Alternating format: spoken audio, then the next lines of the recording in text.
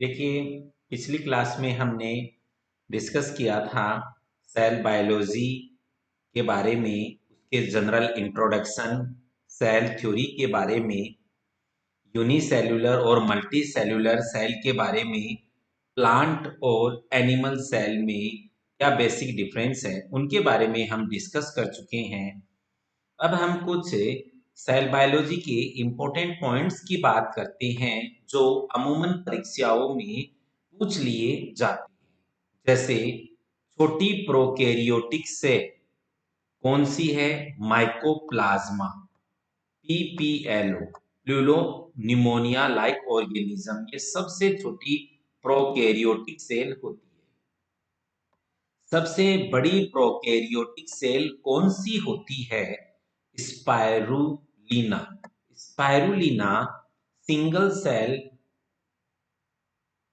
Cell है जिसका 70% part protein है, यानी प्रोटीन रिच होती है स्पाइरुलिना।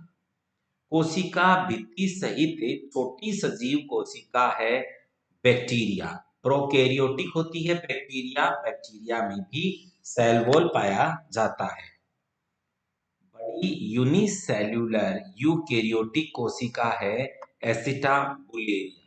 एसिटाबुलेरिया एक सबसे बड़ी यूकेरियोटिक कोशिका है, लेकिन कौन सी यूकेरियोटिक कोशिका? यूनिसेल्यूलर, यानी केवल एक सेल ही इसमें पाई जाती है। आगे की क्लासेस में आप ये जानेंगे कि जो एसिटाबुलेरिया है वो न्यूक्लियर स्टडी के लिए, यानी न्यूक्लियस कैसे पूरी सेल को कंट्रोल करता है, हैमरलिंग ने इसी की हेल्प से एक्सपेरिमेंट किया। बड़ी यूनिसेल्यूलर यूकेरियोटिक एनिमल सेल कौन सी है? वो प्लांट थी, ये एनिमल सेल है amoeba, largest unicellular animal cell. बड़ी यूनिसेल्यूलर हो गई। छोटी यूनिसेल्यूलर यूकेरियोटिक प्लांट सेल कौन सी है? जो स्मॉल साइज की है और प्लांट सेल है क्लेमाइडोमोनास। छोटी यूनिसेल्यूलर यूकेरियोटिक एनिमल सेल कौन सी होती है? प्लाज्मोडियम। आप जानते हैं प्लाज्मोडियम फाइलम प्रोटोजोआ का सदस्य है। ये एंडोपेरासाइट होता है और इसी के कारण ही मलेरिया रोग होता है, जिसका वाहक मादा एनाफिलीज मॉस्किटो होता है। मानव में छोटी कोशिका आरबीसी है। मानव की सबसे लंबी कोशिका के बारे में पूछा जाए तो उसका आंसर होता है नर्वस सेल। बहुकोशिकीय यूकेरियोट में लार्जेस्ट सेल कौन सी होती है? ओस्ट्रिच यानी शुतुरमुर्ग का अंडा। ये क्वेश्चन अमूमन परीक्षाओं में पूछा जाता है कि सबसे बड़ी यूकेरियोटिक कोशिका कौन सी होती है? शुतुरमुर्ग का अंडा। सबसे बड़ा कोशिकांग कौन सा होता है? सेल ऑर्गेनेली कौन सी होती है? माइटोकॉन्ड्रिया। ये पावर हाउस भी कहलाता है।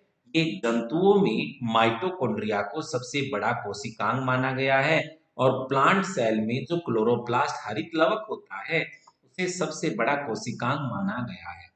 कोशिका का सबसे स्मॉलेस्ट कोशिकांग राइबोसोम होता है, चाहे वो प्लांट सेल हो या एनिमल सेल। देखिए, प्लांट सेल के बारे में हम इतनी बात कर चुके हैं, तो एक बार हम प्लांट सेल की बेसिक स्ट्रक्चर या फंडामेंटल स्ट्रक्चर की बात करते हैं। जैसा कि मैंने आपको बताया था कि प्लांट सेल की स्ट्रक्चर एक रेगुलर स्ट्रक्चर होती है, क्योंकि प्लांट सेल है उसके चारों ओर सेल वॉल पाया जाता है, कोशिका भित्ति पाई जाती है। ये कोशिका भित्ति primary cell wall, secondary cell wall, middle tertiary cell wall और मिडल सेल वॉल में बटी होती है, मिडल लेमिला में बटी होती है। अभी हम इस डायग्राम में केवल ये हाइलाइटर से मिडल लेमिला को दिखा रहे हैं। ये मिडल लेमिला वो होती है जो दो सेल के बीच की अडेसिव लेयर का काम करती है। अब ये अंदर की ओर जो आपको नजर आ रही है, सेल वॉल के अंदर सेल मेम्ब्रेन है, या इसे हम प्लाज्मा मेम्ब्रेन भी कहते हैं। मित्रों, सेल वॉल का क्या कार्य है? तो देखिए, सेल वॉल वैसे तो एक परमेबल मेम्ब्रेन होती है, लेकिन ये सेल को निश्चित शेप और उसको प्रोटेक्शन प्रदान करती है। सेल के अंदर एक द्रव्य भरा रहता है, उस द्रव्य को हम साइटोप्लाज्म कहते हैं। ये semi solid gel like structure होती है। इसके अंदर ये माइटोकॉन्ड्रिया पाए जाते हैं। माइटोकॉन्ड्रिया की संख्या एक से अधिक होती है। ये पावर हाउस भी होता है। जैसा कि हमने पहले पढ़ा है कि एनिमल सेल का सबसे बड़ा कोशिका माइटोकॉन्ड्रिया ही होता है। हम सिस्टोसोम की बात करें, ये कुछ स्टोर ऑर्गन्स हैं सिस्टोसोम्स। राइबोस क्लोरोप्लास्ट, चूंकि ये प्लांट सेल है इसलिए इसमें प्लास्टिड के रूप में क्लोरोप्लास्ट पाए जाएंगे, जो प्लांट सेल का एक बड़ा स्ट्रक्चर होता है। ये डॉट के रूप में आपको नजर आ रहे हैं, ये राइबोसोम्स होते हैं। चूंकि प्लांट एक यूकेरियोटिक कोशिका है, इसलिए उसमें राइबोसोम 80S प्रकार के पाए जाते हैं। फिर ग्लाइओक्सिसोम्स होंगे, पेरोक्सिसोम्स होंगे। इनके अलग अलग डाइजेस्टिव फंक्शंस हैं, इनमें अलग अलग केमिकल्स पाए जाते हैं, एंजाइम्स पाए जाते हैं। ये देखिए, ये सेल के अंदर ये न्यूक्लियस है, ये पार्ट है, ये न्यूक्लियस का पार्ट है। अब इस अगर हम न्यूक्लियस की बात करें तो आपको नजर आ रहा है सबसे बाहर की ओर डबल लेयर मेम्ब्रेन। ये double layer membrane nuclear membrane कहलाती है। ये आउटर न्यूक्लियर मेम्ब्रेन है, इनर न्यूक्लियर मेम्ब्रेन है। इनके बीच में स्पेस है, उसे न्यूक्लियर कोर कहते हैं।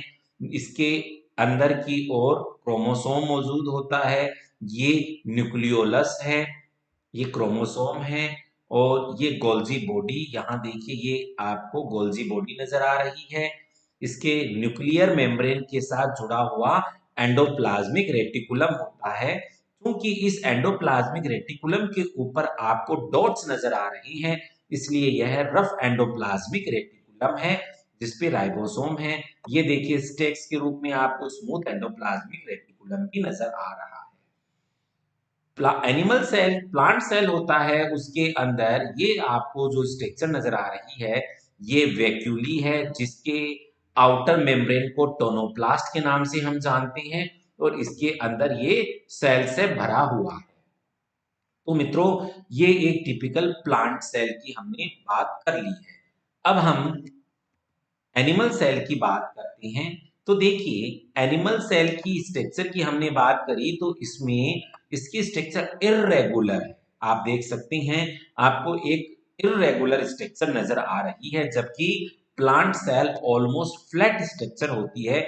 इसका सबसे बेसिक कारण आप जान चुके हैं, इसके बाहर की ओर सेल वॉल की एब्सेंस। एनिमल सेल में ये सबसे आउटर लेयर अगर कोई है तो ये सेल मेम्ब्रेन या प्लाज्मा मेम्ब्रेन है। इस सेल मेम्ब्रेन या प्लाज्मा मेम्ब्रेन के ऊपर ये अंगुली नुमा जो प्रवर्त नजर आ रही हैं, ये माइक्रोविलाई होती हैं, जो सेल सरफेस को बढ़ा करके एब्जॉर्प्शन की लेयर को बढ़ा देती हैं। चलिए हम सेंटर से बात करते हैं। पहले इसमें हम ये प्लाज्मा मेम्ब्रेन सेल मेम्ब्रेन हो गई। अब हम साइटोप्लाज्म की बात करते हैं। इस पूरी सेल में जो लिक्विड भरा हुआ है, ये लिक्विड साइटोप्लाज्म कहलाता है। ये जेल होता है, जेल लाइक होता है। साइटोप्लाज्म में ब्राउनी टिंडल मूवमेंट पाया जाता है। उसके बाद यहाँ पर ये राइबोसोम होता है। ये राइबोसोम 80S टाइप का राइबोसोम होता है। वैक्यूलीज पाई जाती हैं, माइक्रोबॉडीज पाई जाती हैं। ये गोल्जी बॉडी आपको नजर आ रही है। गोल्जी बॉडी की स्ट्रक्चर और फंक्शन क्या है वो आगे की क्लासेस में आप जानेंगे। उसके बाद हम बात करेंगे, ये देखिए माइटोकॉन्ड्रिया है, ये लाइसोसोम होता है। ये digestive 50 more than 50 type of digestive enzymes present होते हैं इसमें। ये सेंट्रोसोम होता है, जो इस सेल के डिवीजन के लिए इसको वो प्रेरित करता है। सेल डिवीजन सेंट्रियोल डिवाइड होकर के सेल डिवीजन करवाती हैं। इसके सेंटर में आप देखेंगे तो ये न्यूक्लियस पाया जाता है, और ये न्यूक्लियस के अंदर ये न्यूक्लियोलस है, इसमें ये क्रोमोसोम्स नजर आ रही हैं। न्यूक्लियर मेम्ब्रेन के साथ जुड़ा हुआ एंडोप्लाज्मिक रेटिकुलम आपको नजर आ रहा है। चूंकि इस एंडोप्लाज्मिक रेटिकुलम के ऊपर राइबोसोम चिपके हुए हैं, इसलिए ये रफ टाइप का एंडोप्लाज्मिक रेटिकुलम है। अब कुछ इंपॉर्टेंट पॉइंट रह गए थे। लार्जेस्ट सेल कंपोनेंट न्यूक्लियोलस होता है, न्यूक्लियस होता है। स्मॉलेस्ट सेल कंपोनेंट के रूप में माइक्रोफिलामेंट्स आते हैं। सबसे पतली सेल वॉल टोनोप्लास्ट होती है, जो आप जानते हैं। ये जो वैक्यूलीज है, कॉन्टिकल वैक्यूलीज हैं, उनको कवर करती है। सबसे मोटी सेल मेम्ब्रेन रैपिड की आरबीसी की होती है। प्रोकैरियोट में एकल आवरण तंत्र प्लाज्मा मेम्ब्रेन प्रेजेंट होता है। यूकैरियोट में प्लाज्मा मेम्ब्रेन और बायो मेम्ब्रेन दोनों प्रेजेंट होती हैं।